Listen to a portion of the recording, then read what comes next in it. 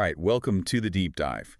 Today we're going to get into something that's quietly changing the game in broadcast infrastructure. We are. We're talking about the big shift from all that old copper coaxial cable to fiber optics, and we're going to use the Thor Broadcast F-SattGalaxy kit as our roadmap. Yeah, and the mission here really is to see how the old way gets totally upended. I mean, think about it. You might have 5, 7, maybe even 9 of those thick, heavy coaxial cables running through a building. Just to get all your TV feeds. Exactly.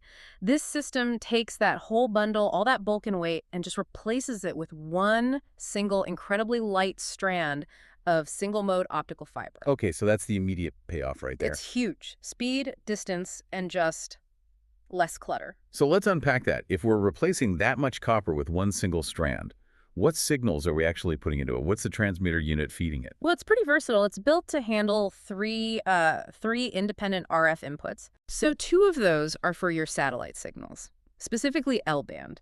That's the signal that comes directly off the LNB on your satellite dish. Right, the little box on the arm of the dish. That's the one. So this kit handles 2 of those streams, which covers your polarities, your high and low, horizontal and vertical. So satellite is 2 of them. What's the third input for? That must be for the local channels. Exactly. That's for your terrestrial off-air TV. So whether you're using ATSC, which we have in the US, or DVB-T in Europe, or even some cable standards like QAM, it takes that RF signal too. And the receiver on the other end just flips it all back. It just reverses the process, takes the light, converts it back into those 3 original separate RF signals that you can then feed into TVs or wherever they need to go. Okay, so this is where it gets really interesting for me.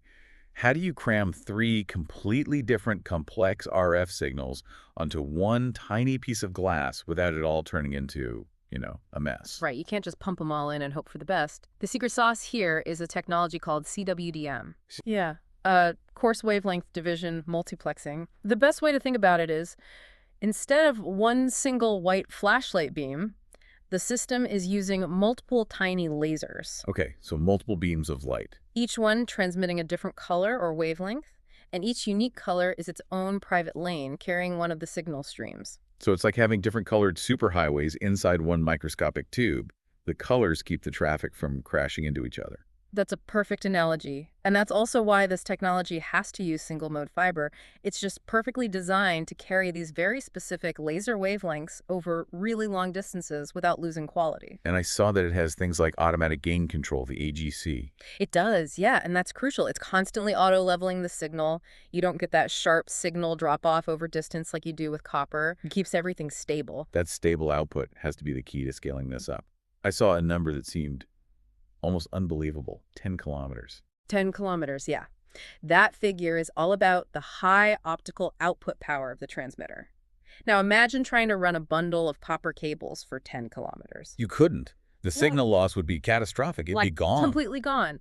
Not to mention the cost. But with this, one transmitter is designed to feed up to 32 different optical receivers, all within that radius. 32 receivers. So this is the perfect solution for an MDU, a multi-dwelling unit, right? Oh, absolutely. Think about a sprawling apartment complex, a hospital campus, a university, places where running coax that far is just a non-starter. And I guess the scale gets even crazier from there. Well, here's the kicker. At each one of those 32 receiving points, you can then install a traditional multi-switch. Which splits the signal again. Right. To dozens of individual apartments or offices. So one single transmitter feeding one single fiber cable, it could potentially service well over 1,000 subscribers. It's an incredible infrastructure multiplier. So the key takeaway here for you listening is really that fundamental shift.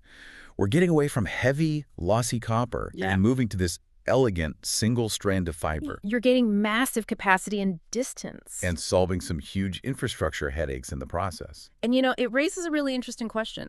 If knowledge is most valuable when you apply it, and a fiber system like this offers such a clear advantage in, well, everything, weight, distance, capacity. Right. How quickly will solutions like this just completely replace the massive amounts of aging copper that are running through basically every major building and campus in the world? The shift to light seems pretty inevitable.